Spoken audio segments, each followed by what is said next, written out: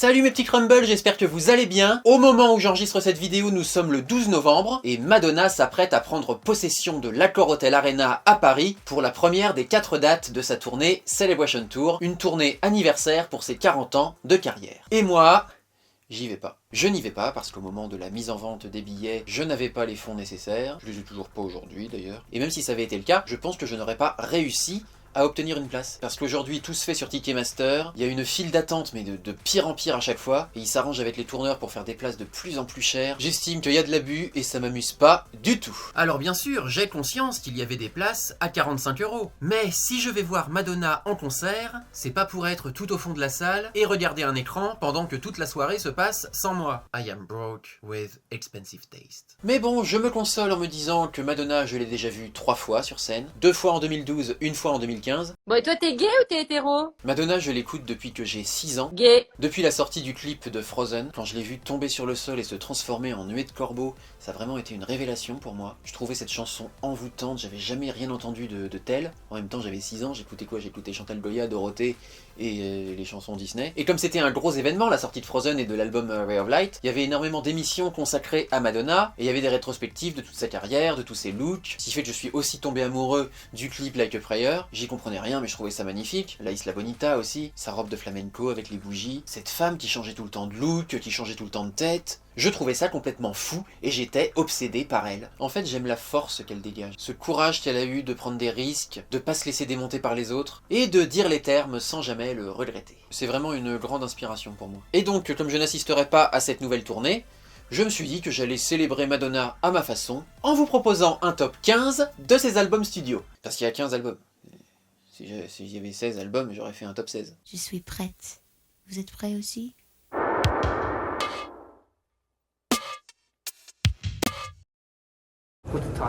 Like a virgin. L'album que je place en bas du classement, c'est Like a Virgin. Alors évidemment, c'est un album iconique, un album très important dans sa carrière. C'est l'album qui a lancé son image transgressive, dominante, très à l'aise avec sa sexualité, mais d'un autre côté, c'est son album le moins représentatif au niveau musical, parce qu'elle n'a pas travaillé sur l'écriture ou la composition de la plupart des chansons. Celles qu'elle a coécrites, c'est clairement pas les meilleures. Bon, il y a Angel qui est sympa, mais sinon vous allez pas me dire que Shooby-Doo, Stay, Pretender, c'est vos préférés. C'est un album qui est là avant tout pour l'installer en tant que pop star, créer les chansons les plus efficaces possibles, qui n'étaient pas forcément prévues pour elle, à la base d'ailleurs. C'était pour montrer qu'elle allait pas disparaître au bout de quelques singles, qu'elle était capable de sortir un deuxième album solide, tout en faisant évoluer son image. Il y a 2 de ses plus grands tubes, Like a Virgin, Material Girl. Je compte pas Into the Groove sur cet album, parce qu'il a été rajouté sur une réédition après la sortie du film Recherche Suzanne désespérément. Donc Into the Groove, qui est une de mes chansons préférées de Madonna, ne fait pas partie de Like a Virgin. Et finalement, c'est un album que j'écoute jamais. Je pense que finalement, la meilleure de l'album, c'est Dress You Up, mais je pense que la chanson la plus intéressante sur cet album, c'est Love Don't Live Here Anymore, qui est en fait une reprise de Rolls Royce, et c'est la première fois qu'on entend Madonna chanter une balade très forte en émotion, et cette chanson ça représente ce que j'aime chez Madonna, c'est-à-dire que c'est pas la meilleure chanteuse du monde, hein, clairement, mais que ça soit en studio ou en live, ces chansons, elle les ressent, elle les vit, et elle arrive vraiment à transmettre des émotions avec sa voix. Et rien que pour ça, il ne faut pas passer à côté de sa version de Love Don't Live Here Anymore. Salut, c'est le Maxime du futur qui vient compléter ce que vous raconte le Maxime du présent. Cet album a été produit par Nile Rodgers, qui a fait partie du groupe Chic, qui a travaillé avec David Bowie juste avant. Donc avec lui, Madonna était sûre de créer quelque chose de percutant. C'est tout ce que j'ai à dire sur Like a Virgin. Passons à la suite. What are your dreams? What's left?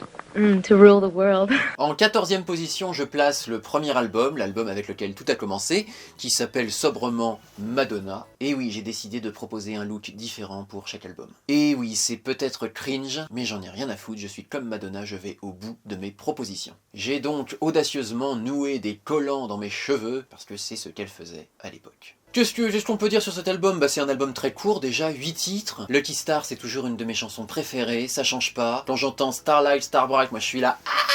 Me demandez pas pourquoi, c'est comme ça. Gay. Il y a Burning Up aussi, Burning Up qui est très cool, dont on parle pas souvent, qui est un petit peu tombé dans l'oubli par rapport aux autres. Ici, elle a travaillé principalement avec Stephen Bray, alors qu'ils faisaient tous les deux partie d'un groupe, parce que Madonna a commencé la musique en chantant dans un groupe, The Breakfast Club. Après, en dehors des singles, il y a pas grand chose à se mettre sous la dent. Physical Attraction, c'est sympa, mais elle m'a jamais fait grand chose, cette chanson. Et puis c'est des chansons qui sont pleines de foudre, pleines de rage, pleine d'envie de bouffer le monde. On ressent cette ambition, cette force à travers la musique. Et franchement, t'écoutes cet album le matin en te réveillant, ça te met la patate pour la journée. Thanks for calling.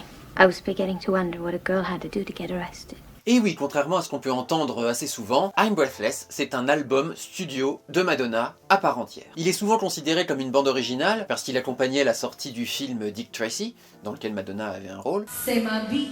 Mais il n'y a que 3 chansons de l'album qui sont dans le film. Et ces chansons sont écrites par Stephen Sondheim, grand compositeur de Broadway. Le reste, ce sont des chansons qui ont été inspirées par le film. C'est pas comme l'album Evita par exemple. Là, c'est vraiment la bande originale d'un film, avec des chansons qui n'ont pas été écrites par Madonna, qui sont même antérieure à Madonna, puisque avant d'être un film, c'était une comédie musicale jouée à Broadway, donc l'album Evita, je le mettrai pas dans mon classement, c'est à part ça. Mais bon, revenons-en à I'm Breathless, c'est un album sur lequel elle s'amuse beaucoup, il y a Hanky Panky, I'm Going Bananas, les 2 dernières chansons aussi qui en forment finalement qu'une seule, Now I'm Following You, que j'écoute très souvent, que je trouve très cool. Sur cet album, il y a un de ses plus grands tubes, Vogue, mais elle est juste rajoutée pour des raisons marketing, ça a rien à voir avec le film, ça a rien à voir avec l'album, c'est un single qui était sorti bien avant, donc pour moi Vogue ne fait pas vraiment partie de l'album. La chanson phare de cet album, c'est Sooner or Later, qu'elle a interprété aux Oscars en 91. Une performance incroyable d'ailleurs, si vous n'avez pas vu, allez voir parce que c'est vraiment une de ses meilleures performances live. Après bon, je suis là à insister, I'm Breathless c'est un vrai album, mais je le place quand même dans le bas du classement. Parce qu'encore une fois, c'est un album que j'écoute assez peu, à part les chansons que je vous ai citées, et encore j'enlève I'm Going Bananas. Il y a des albums de Madonna qui me touchent beaucoup plus que celui-là, évidemment. En 12e position, Hard Candy. Hard Candy, le mal-aimé, et c'est pas forcément moi qui vais lui redorer son blason. Il y en a qui disent que c'est son dernier grand album, d'autres qui pensent au contraire que c'est le début de la fin, et moi je pense qu'elle a fait bien mieux après celui-là. C'est un album, je trouve, qui est très lourd à écouter. Il y a énormément de gimmicks dans la production, et puis c'est des gimmicks qui étaient entendus et réentendus à l'époque. Elle a travaillé avec Timbaland après qu'il ait travaillé avec tout le monde. Donc c'est un moment où les comme ça, on n'en pouvait plus. I can't believe you've done this. Et finalement, cet album, c'est plus un album de Timbaland et Justin Timberlake que de Madonna. Justin Timberlake, il est quand même présent sur 3 chansons, 4 Minutes, Dance Tonight et Devil Wouldn't Recognize You. Et sur les 2 premières, il est vraiment très présent, c'est 2 duos. Et pour les titres avec Pharrell, c'est pareil. On sent vraiment la patte de Pharrell, les 4 petits temps qu'il met au début de chaque chanson. Il fait les chœurs aussi. Elle a ramené Kanye West. Et elle, finalement, elle est un peu effacée derrière tout ça. Il y a quand même des chansons que j'aime beaucoup. Il y a la chanson d'ouverture, Candy Shop. Il y a 4 Minutes, hein, malgré tout. Voilà, 4 Minutes, malgré son clip dans le supermarché. Là, c'est quand même une chanson très solide. Il y a Give It To Me qui est un banger. Il y a Miles Away aussi, mais bon, encore une fois, c'est une chanson qui aurait sûrement gagné à être un peu plus dépouillée. Devil Wouldn't Recognize You, elle est bien. Et Voices, c'est un petit peu le trésor caché de l'album, c'est la dernière, et c'est une des plus intéressantes. On peut rajouter aussi She's Not Me, même si elle est beaucoup trop longue, je trouve 6 minutes là-dessus, c'était pas nécessaire. Le reste, Heartbeat, Incredible, tout ça, c'est quand même très poussif, c'est des chansons que je zappe à chaque fois. Donc pour moi, Hard Candy, ça fait partie de ces albums où elle a suivi des tendances plutôt que d'essayer de prendre des risques et chercher des sonorités un peu moins mainstream. C'est un peu un album facile, qui m'intéresse pas beaucoup. Nous enchaînons ensuite avec un autre mal-aimé, MDNA. MDNA, c'est pour moi un de ses albums les moins intéressants d'un point de vue musical. Elle a pas vraiment quelque chose à dire avec cet album. Il s'agissait surtout de produire du nouveau matériel pour une tournée. La tournée était géniale d'ailleurs, moi j'ai fait 2 dates. La scénographie c'était dingue, il y avait des cubes qui montaient, qui descendaient. Je pense que c'est la meilleure ouverture de sa carrière. Tout le premier tableau, de toute façon, c'est une vraie claque visuelle. Non mais cette tournée, c'est vraiment un super souvenir. Mais l'album en lui-même est un petit peu décevant. La plupart des chansons, ce sont des démos qu'elle a reçues, qui ont été travaillées, retravaillées. Elle retrouve un collaborateur qui a beaucoup compté dans sa carrière, William Orbit, qui a travaillé sur Ray of Light et Music, dont on n'a pas encore parlé, parce qu'ils sont situés un petit peu plus haut dans le classement. Mais ce qu'ils ont proposé cette fois-ci, c'est pas super intéressant. D'après ce qu'il disait, William Orbit, elle était pas super impliquée dans l'enregistrement de cet album. En parallèle, elle faisait le montage de son film, oui, elle avait la campagne pour le lancement de son parfum, donc il n'a pas eu le temps de mettre en place tout ce qu'il avait en tête pour elle. Et ça se ressent dans cet album, on n'a pas l'âme de Madonna. Pour le reste de l'album, elle est allée chercher du côté de Martin Solveig et des frères Benassi. Après, ce qui a été fait, ça tient la route, c'est pas mauvais, c'est sympa, mais c'est ça le problème. C'est sympa. Un autre acte manqué sur cet album, c'est la présence de M.I.A. Elle est juste là pour faire un petit feat sur Give Me All Your Lovin', et un autre sur Birthday Song. Et je trouve que c'est du gâchis parce que M.I.A. c'est une artiste avec un vrai univers, avec des vraies choses à dire, qui est très engagée politiquement. Et franchement, quand on voit collaborer deux femmes avec autant de passion et de niaque, et que le résultat c'est seulement ça, on se dit mais qu'est-ce qui s'est passé? Finalement, elle l'utilise juste pour le marketing, comme Nicki Minaj. Ça, au début des années 2010, toute pop star se devait d'avoir Nicki Minaj sur une de ses chansons. Ça et une chanson écrite par Sia. Sia n'a jamais écrit de chanson pour Madonna d'ailleurs. Ou en tout cas ça n'a pas été retenu. Mais pour autant je le place pas en dernier, parce que comme tous les classements ce n'est pas un classement objectif. Et c'est quand même un album que j'aime beaucoup écouter. C'est un album fun, qui est fait pour être fun, qui est fait pour se détendre, et il n'y a rien de mal à ça. Il y a Girl Gone Wild qui est un petit plaisir coupable. Je pense que ma préférée de l'album c'est I Don't Give A. Il y a aussi Masterpiece qu'elle a écrite pour son film, qui est une chanson d'amour toute simple et très belle. Falling Free, la deuxième balade de l'album. Il y a aussi I'm Addicted, qui est une chanson explosive qui aurait vraiment pu bien marcher en boîte. Love Spent aussi, qui est intéressante au niveau de la production. Donc il y a quand même des très belles chansons dans cet album. C'est juste que c'est noyé dans des choses moyennes. I think the most controversial thing I have ever done is to stick around. Rebel Heart, un beau gâchis. Cet album, c'est trop. Il y a trop de chansons, déjà. Sur l'édition Super Deluxe, il y a 25 titres. Et puis il y a trop de monde, il y a trop de personnes différentes qui ont travaillé sur la même chanson. En fait, pour cet album, elle a utilisé une méthode de travail qui est très répandue aujourd'hui dans la musique pop, qu'on appelle les co-writer camps, c'est-à-dire que sa maison de disques a réuni des auteurs-compositeurs pendant 4-5 jours, qui se connaissaient pas forcément, pour tenter de créer des chansons. Et il y a eu plusieurs sessions avec plusieurs groupes différents. Et je trouve que c'est un processus qui est beaucoup moins intéressant que de travailler avec une ou deux personnes seulement pour tout un album. Parce que là, ce sont des gens qu'on est allé lui chercher.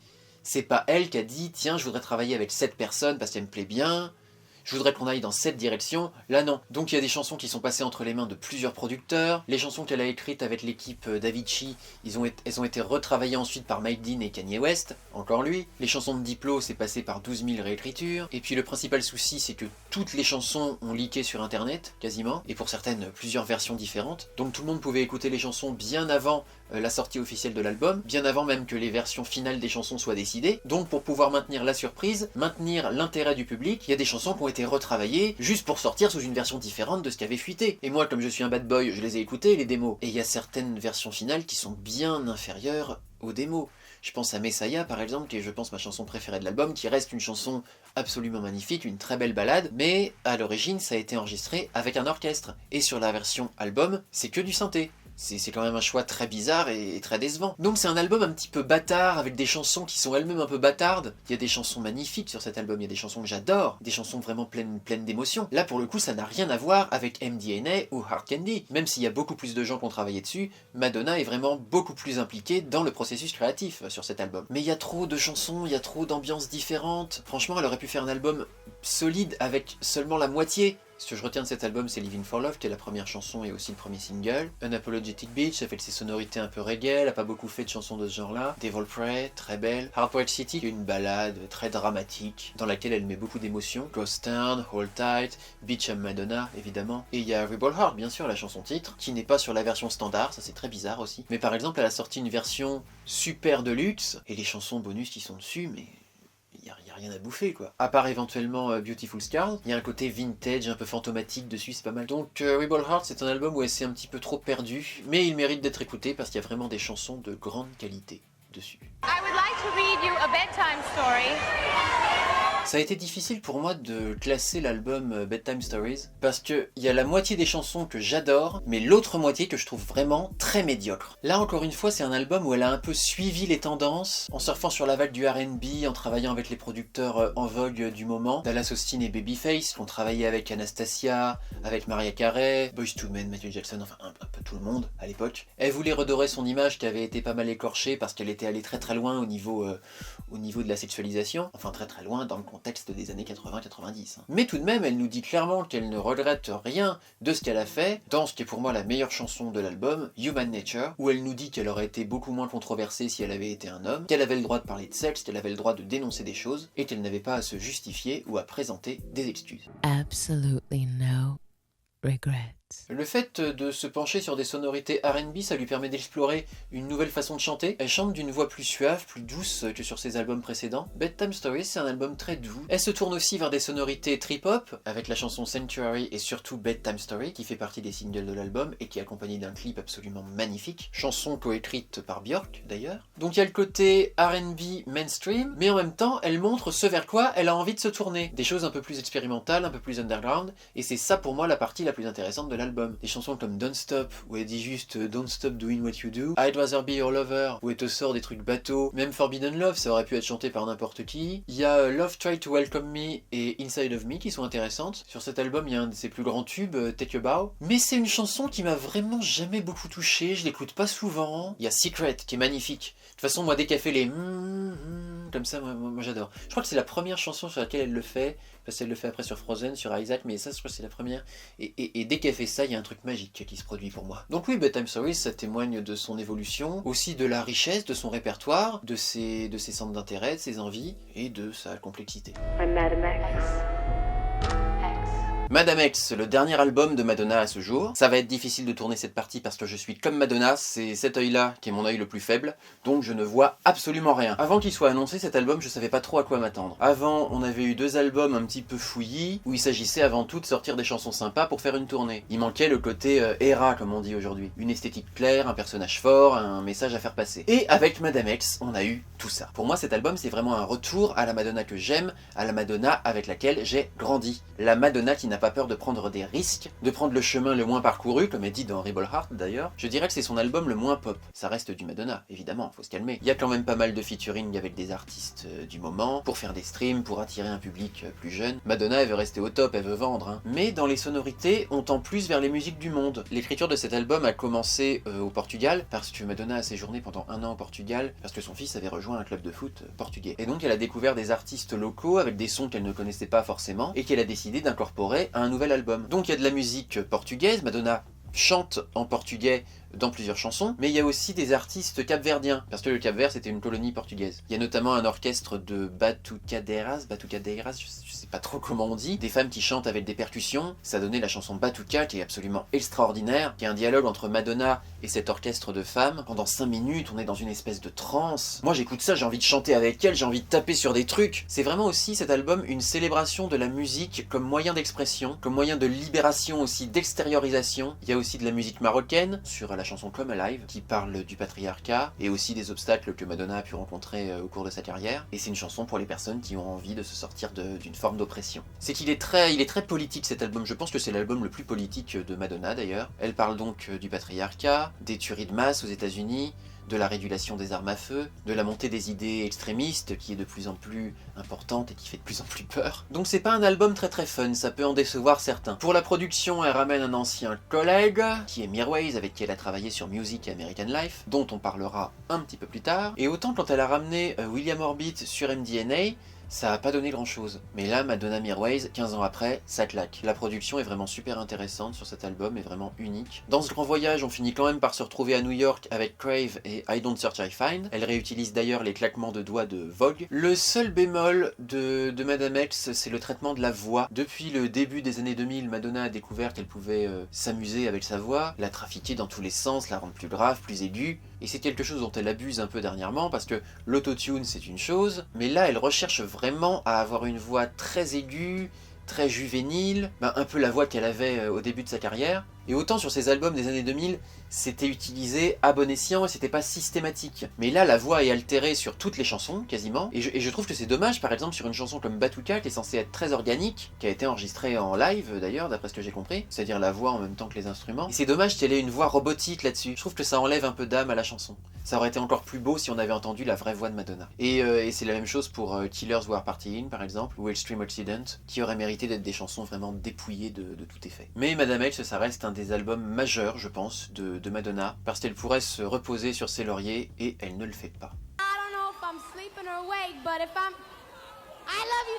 En 7ème position, je place le 3e album de Madonna, True Blue, que je dissocie de ses 2 prédécesseurs, parce que ok, c'est un album court, qu'on peut considérer comme une compilation de singles, mais c'est un album beaucoup plus profond, beaucoup plus personnel, avec une Madonna beaucoup plus engagée dans l'écriture et dans la production. Et sur cet album, surtout, il y a Live to Tell. une de ses plus belles ballades, une de ses plus belles chansons. C'est la première fois qu'elle proposait une chanson comme ça, à l'époque, et avec ce titre, elle a montré qu'elle n'était pas seulement provocante, qu'elle n'était pas seulement mièvre, mais qu'elle pouvait écrire et interpréter de vraies belles chansons. Il y a une version live du Confessions Tour, donc en 2006, où elle est crucifiée comme ça, mais sur une croix à facettes, quoi, une croix disco, avec une couronne d'épines, et il y a de l'orgue qui a été rajouté au début. Non mais allez voir cette prestation, c'est magnifique. Je regarde ça en boucle quand je suis malade, et ça va mieux. C'est aussi sur cet album qu'il y a Papa Don't Preach, qui parle de la grossesse chez les adolescentes, qui n'est pas une chanson contre l'avortement d'ailleurs, hein. C'est une chanson sur le choix de ce qu'on veut faire de son corps et de ce qu'on veut faire de sa vie. Elle parle de la célébrité, de sa relation avec le monde du showbiz dans Where's the Party, comme quoi c'est pas que du fun et que c'est pas une grande famille. Madonna était pas très appréciée de ses pairs à l'époque. Il y a une chanson que j'aime beaucoup sur cet album, c'est ma deuxième préférée après Live to Tell, c'est White Heat, où on entend des extraits d'un film noir des années 40 qui s'appelle White Heat. Il y a bien sûr La Isla Bonita, une de ses chansons phares, et le début de son histoire d'amour avec l'Amérique latine. Non, les chansons qui sont vraiment en dessous des autres, c'est les deux dernières, Jimmy Jimmy et Love Makes the World Go Round, on s'en passerait bien quoi. D'ailleurs, je m'en passe très bien, je les écoute jamais. On reste sur une ambiance très marquée années 80, mais on y incorpore du classique en intro de Papa Don't Preach, et des sonorités latino, ce qui fait qu'il a un petit peu mieux vieilli que les deux d'avant. Et aussi, cet album, c'est la naissance d'un duo magique, Madonna et Patrick Leonard. Parmi les plus belles chansons de Madonna, on retrouve des chansons coécrites par elle et Patrick Leonard. Il y a une alchimie entre les deux, il y a quelque chose qui fait que c'est fluide, et l'inspiration, l'émotion arrivent comme ça. Et c'est encore plus flagrant dans l'album que je place juste au-dessus. God?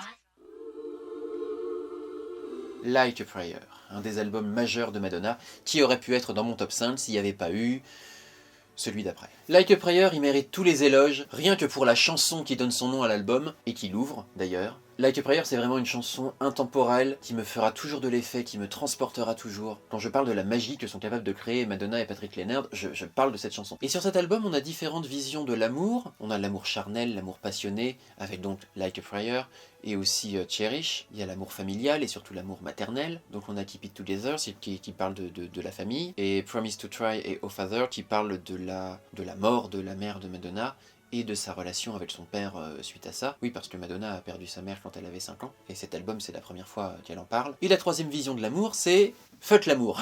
Parce que cet album, il est né après le divorce entre Madonna et Sean Penn. Ils avaient une relation très toxique tous les deux, ils la battaient, et c'est sûrement pour ça qu'elle propose ici des chansons comme Express Yourself, qui est un hymne féministe, ou Till Death Do Us Part, où elle raconte carrément l'histoire d'un couple en crise, de son couple en crise. Il y a même Love Song. Tout au long de Love Song, elle dit qu'elle ne veut pas chanter de chansons d'amour. Love Song qui est un duo avec Prince d'ailleurs. Prince qui est aussi présent sur la chanson Like a Prayer. C'est lui qui joue de la guitare au début. Et on l'entend aussi sur la dernière chanson de l'album, Act of Contrition. Et cette chanson, mais elle est folle! C'est sûrement une impro, je sais pas. On a Madonna qui récite l'acte de contrition, qui est une prière catholique, dans laquelle on se repent auprès de Dieu. Le tout sur les chœurs de la chanson Like a Prayer, mais passé à l'envers. Et avec donc la guitare de Prince. Et ça, mais c'est un truc de dingue, c'est la parfaite conclusion d'un album comme ça. Donc avec cet album, on découvre la Madonna moins commerciale, et qui a plus à cœur de montrer une vraie vision artistique. Alors là on arrive au top 5, et le top 5 ça a pas été facile. Je savais quels albums je voulais y mettre, hein, ça c'est sûr. Ce qui me posait problème c'était dans quel ordre. Et après mûre réflexion, je pense que je suis arrivé à quelque chose d'assez satisfaisant. En numéro 5 donc, Confessions on a Dance Floor. Au moment où elle commence à travailler sur cet album, Madonna vient de finir sa tournée Reinvention Tour. Elle travaille sur le montage du documentaire I'm Going to Tell You a Secret, où on la suit pendant cette tournée. Elle a pas mal de projets qui sont annulés à ce moment-là, des projets de comédie musicale. Donc c'est une période où elle a besoin de décompresser. Donc elle va voir Stuart Price, qui est le directeur musical de ses deux tournées précédentes, et elle lui dit « Ok, let's dance ». Et c'est ça cet album, on danse, on se lâche pour oublier. Parce qu'elle en a besoin, et le public aussi. Elle le dit dans une des chansons d'ailleurs, Future Lovers, « Let's forget your life, administration, bills and loans ». Et c'est complètement réussi. Cet album, tu l'écoutes, tu oublies tous tes problèmes. En plus, tous les titres s'enchaînent, ils sont imbriqués les uns dans les autres, comme un DJ set, comme une longue soirée en boîte. Ce qui fait que c'est très difficile d'écouter une seule chanson sur cet album. On a envie de toutes les enchaîner, de rester sur le dance floor. C'est surtout sur la première partie de l'album, c'est du plaisir, du plaisir, du plaisir, du plaisir non-stop. On enchaîne banger sur banger, hung up, l'évidence, Get Together qui est moins connu mais qui est tout aussi efficace, Sorry, Jump. Jump, je pense que c'est une de mes chansons préférées de Madonna. Jump, on n'en parle pas assez mais c'est une de ses meilleures chansons. Il y a une énergie dans cette chanson mais ça te donne la patate mais tout de suite. C'est vraiment de l'efficacité comme Madonna sait bien le faire et c'est ça qu'elle veut, elle s'en est jamais cachée. C'est pour ça qu'on l'aime aussi. Ce sont des chansons qui vont droit au but, droit au cœur, qui restent en tête, qui restent avec toi. Quand j'écoute cet album, il y a quasiment aucune chanson que je skip, sauf peut-être Push qui est pas très agréable à écouter. Il y a des chansons un peu plus calmes comme Forbidden Love ou Isaac, où on a des paroles en hébreu, et sur cette chanson il y a les et je vous l'ai dit, quand elle fait moi je craque. Forbidden Love qui annonce un léger changement d'ambiance dans l'album. Sur les chansons suivantes, on est plus sur l'aspect Confessions du titre. C'est vraiment un album taillé pour la scène, pour le live, et la tournée Confessions Tour leur donne encore plus de puissance, et pour certaines, elle les emmène dans une autre dimension, notamment Forbidden Love, où elle en profite pour parler du conflit israélo-palestinien, ou Let It Will Be qui est un pétage de câble total. Et avant de passer à l'album suivant, je voulais juste vous dire que c'est Jean-Loup qui a fait cette tenue. Erotica. Oui, je vais dire Erotica parce que Erotica ça va vite devenir ridicule. Erotica donc, un album qui est sorti l'année de ma naissance. L'album du Scandale qui est souvent considéré comme son premier flop, même s'il a fait un très beau score de vente. Ici elle travaille avec Shep Pettibone et André Betts. Shep Pettibone avait remixé un certain nombre de ses singles, et c'est avec lui que Madonna a coécrit et coproduit Vogue, qu'on ne présente plus. Et juste après Vogue, Madonna a sorti la compilation The Immaculate Collection, sur laquelle on retrouve 2 chansons inédites, Justify My Love et Rescue Me, sur lesquelles Pettibone et Betts ont également travaillé. Donc c'est à ce moment-là qu'elle a voulu s'orienter vers le côté house. Rescue Me, ça fait vraiment partie des trésors cachés de Madonna. Je crois qu'il y a eu un single, mais il n'y a pas eu de clip, elle l'a jamais chanté en concert, et c'est vraiment dommage parce qu'elle est tellement géniale cette chanson. Si tu la connais pas, pour te donner une idée, c'est un mélange entre Like a Prayer et Vogue. Sa voix a jamais été aussi puissante, c'est vraiment une de mes chansons préférées d'elle. En fait, Erotica, il fait partie d'un triptyque. Un livre, un album, un film. Avant de proposer cet album, Madonna a sorti un livre de photos qui s'appelle Sex, qui est donc sur le thème du sexe, vous l'aurez deviné, et qui la met en scène dans des photos érotiques, et qui la montre dans toutes sortes de kinks, de fantasmes. Il y a du BDSM,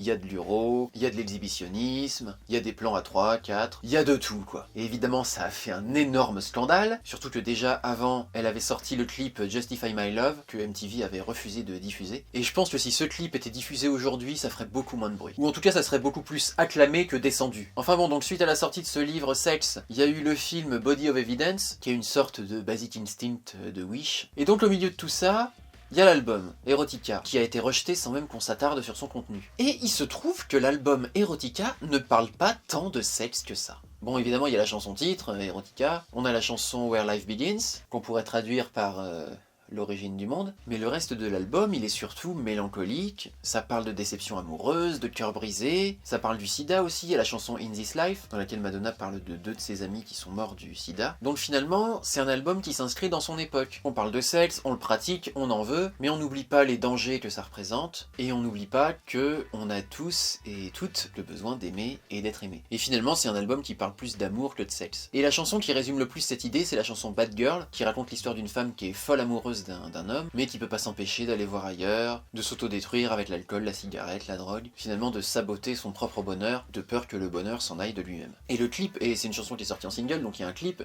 le clip est magnifique, il a été réalisé par David Fincher, qui est un de mes réalisateurs préférés. C'est un album, oui, qui parle de la peur d'être seul avec Waiting. Il y a Words qui est génial, qui est un gros fuck à tous les beaux parleurs. On a Rain aussi, qui est sublime, où elle attend l'amour comme on attend la pluie. Bon, il y a aussi un double sens, une métaphore sexuelle, mais c'est ça qui est intéressant, c'est que ici, quand elle parle de sexe, c'est de façon poétique. Where Life Begins, c'est une chanson toute douce, toute sensuelle, avec un petit piano là, où elle susurre, elle murmure, même elle parle. C'est ça, il y a aussi qu'elle explore des nouvelles façons de chanter, ce qu'elle a amorcé sur Justify My Love et Rescue Me, où elle parle plus qu'elle ne chante. Il y a des moments parlés sur quasiment toutes les chansons de l'album, et ça ajoute un côté chaleureux, un côté sensuel, et surtout ça pose un décor.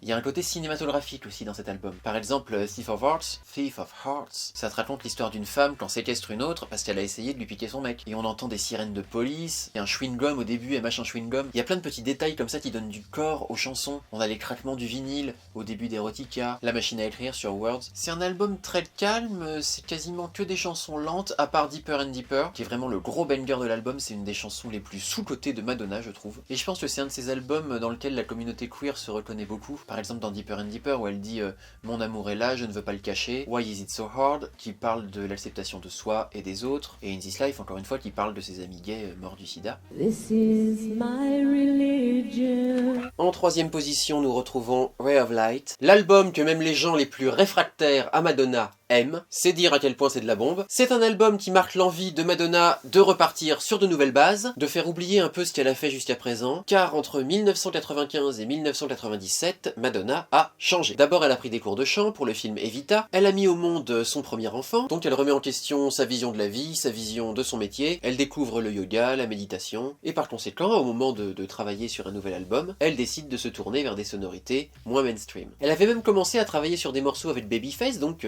avec qui elle avait collaboré sur Bedtime Stories, mais finalement elle se dit non, ça va pas, il me faut quelque chose de nouveau, et c'est là qu'elle rencontre William Orbit, avec qui elle crée l'album Ray of Light. Entre temps, elle a enregistré une chanson avec Massive Attack, I Want You, donc finalement c'est une suite logique. Il y a tellement de chansons incroyables sur cet album. La première, Substitute for Love, il y a tout dans cette chanson, tout l'album, tout le mood de l'album, tout est dans cette chanson. Ray of Light, la chanson qui est une explosion de joie, une ode à la vie. Quand j'écoute cette chanson, j'ai envie de danser avec elle, de courir avec elle, de crier avec elle. Il y a Skin, une chanson sur l'euphorie du désir qui te transporte aussi totalement. Frozen Forever, Sky Fits Heaven qui est aérienne au possible, The Power of Goodbye et tout. Enfin, je suis juste là à vous énumérer des chansons. Elles sont toutes tellement merveilleuses, il y en a juste deux que j'aime pas. Candy Perfume Girl que je trouve juste pas intéressante. C'est très long pour ce que c'est, Candy Perfume Girl, Boy, bref, moi je me fais chier. Et puis il y a Little Star qu'elle a écrit pour sa fille, qui est un petit peu cucu, voilà, mais bon. C'est juste que si t'écoutes l'album dans l'ordre, quand t'arrives à Little Star, y a rien de surprenant. T'as l'impression d'avoir déjà tout entendu. Ce qui n'est pas le cas de la dernière chanson de l'album, Mere Girl, qui est la chanson la plus sensible de l'album.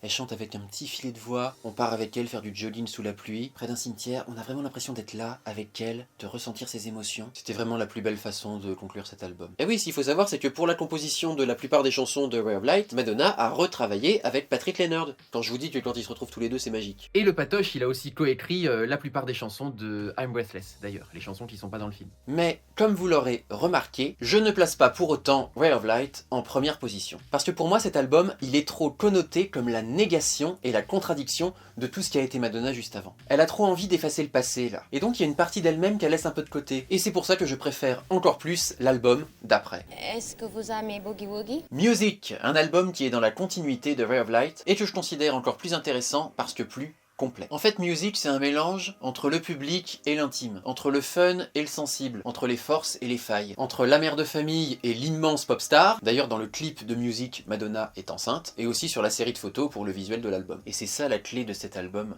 C'est ce mariage entre l'électro et l'acoustique qui fait qu'on obtient toutes ces nuances. Et pareil, avec cet album, elle fait une rencontre magique, celle de Mirwais, qui a vraiment un souci du détail assez incroyable. C'est avec cet album que Madonna découvre qu'elle peut s'amuser avec sa voix, la rendre plus aiguë, plus grave, robotique. Et ça, c'est flagrant sur la chanson Nobody's Perfect. On a sa voix qui est très fortement trafiquée, parfois assez désagréable, mais ça la rend encore plus plaintive, encore plus chargée d'émotions. Et en plus, sur la fin, il y a un beat assez dur. J'ai dit un beat assez dur, hein.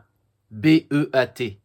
Ça va. Mais le tout, ça arrive à rendre la chanson touchante. Ma préférée, je crois que c'est I Deserve It. Et là, c'est juste sa voix traitée de la façon la plus pure possible, et une guitare. On l'entend même prendre sa respiration au début de chaque phrase. Et à la fin du refrain, on a ce son électronique, pareil, plaintif. Donc il y a vraiment une volonté d'être au plus proche d'elle, au plus intime. Et ça montre aussi que la musique électronique peut aussi être chargée d'émotions. Dans I Deserve It, finalement, ce qui me touche le plus, c'est ce synthé. Mais pour moi, le travail sur la voix qui est réussi sur Music, il est raté sur Madame X. Music, ça a l'air comme ça d'être une chanson toute simple, mais les arrangements évoluent constamment. On te rajoute une couche, encore une couche. Impressive Instant, qui est pas plus connu que ça, et c'est bien dommage parce que c'est vraiment une chanson incroyable et unique dans la discographie de Madonna. C'est vraiment une chanson où elle se libère totalement, elle s'autorise toutes les expérimentations, que ce soit au niveau des sonorités ou du traitement de sa voix. Sur Don't Tell Me, la précision dans la production, c'est complètement fou. Encore des arrangements très particuliers au niveau du traitement de la guitare. On a ce côté électronique, froid, saccadé, mais le côté aussi plus acoustique, plus terrien, avec des vraies cordes d'ailleurs, un vrai orchestre, dirigé par Michel Colombier qui a travaillé avec les grands noms de la chanson française, et je me lasse pas de cette chanson, même si les paroles sont quand même très cheloues. Camoulox ? Bravo, bien joué Gilles. Elle retrouve aussi William Orbit sur celui-ci, il a coproduit 3 chansons, Runaway Lover, Amazing et Gone, mais c'est beaucoup moins intéressant que ce qu'il a fait sur Ray of Light. Je sauve Gone, qui est sublime, mais les deux autres, c'est du déjà entendu, ils ont déjà fait ça ensemble. Un an après la sortie de Ray of Light, ils se sont retrouvés pour Beautiful Stranger, une chanson enregistrée pour la bande originale du deuxième Austin Powers, qui est une chanson que j'aime beaucoup, un petit peu psychédélique, qui colle avec l'ambiance du film, et aussi 2 chansons pour une autre bande originale, un couple presque parfait dans lequel joue Madonna, qui est je pense un de ses pires films, même sur l'affiche on la respecte pas, mais les 2 chansons qu'elle a faites pour la BO sont top. Time Stood Still qui est une superbe balade, c'est vraiment une pépite cachée celle-là, et puis puis American Pie, qui est une reprise de Don McLean, que j'ai toujours beaucoup aimé, je la trouve très touchante. Et le travail de Madonna et William Orbit sur Music, ça sonne exactement comme les 3 chansons précédentes. What the fuck do you think you're doing? Il s'agit de American Life.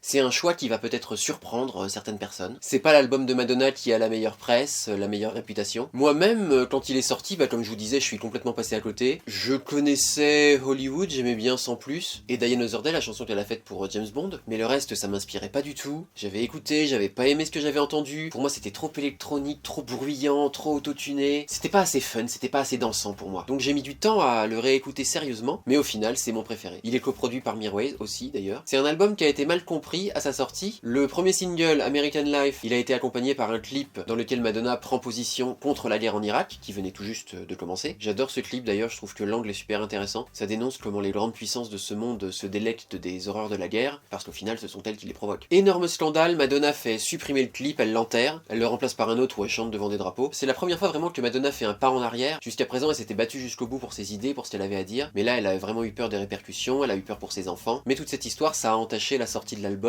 et la perception que le public en a eu. Et pourtant cet album, il est pas du tout politique. C'est une période très bordélique, on sait pas trop ce qu'elle voulait nous dire, Madonna. En parallèle, elle s'est mis dans la tête d'écrire des livres pour enfants. C'était vraiment une période très étrange. Ok, il y a le premier clip d'American Life, et ok, sur les visuels de l'album, Madonna pose devant un drapeau américain déconstruit, avec des tenues militaires, et le visuel principal, c'est une photo inspirée du Che, mais à part ça, elle ne parle pas du tout de politique dans cet album. Parce que même dans la chanson American Life, elle parle d'elle. Elle parle de sa vision du rêve américain, elle parle de comment elle a voulu vivre son rêve américain, elle parle d'elle, mais ça a une portée beaucoup plus universelle au final. Parce que ce qu'elle dit, c'est qu'elle a tout essayé pour faire parler d'elle, elle a voulu être amie avec les gens cool, elle a pensé qu'à elle, qu'à son plaisir, elle a vécu dans sa bulle, et ça c'est quelque chose qui me parle forcément. Ce besoin d'être aimé, d'être apprécié, de rechercher une espèce de pseudo-popularité. Enfin, dans mon cas, c'est à l'échelle de la vie sociale. Finalement, c'est la suite logique de l'introspection qu'elle a commencé avec Ray of Light. La plupart des chansons de cet album n'ont pas une structure classique. Et puis, il y a quand même un côté très froid, très électronique. I'm So Stupid, par exemple, il y a ce ah.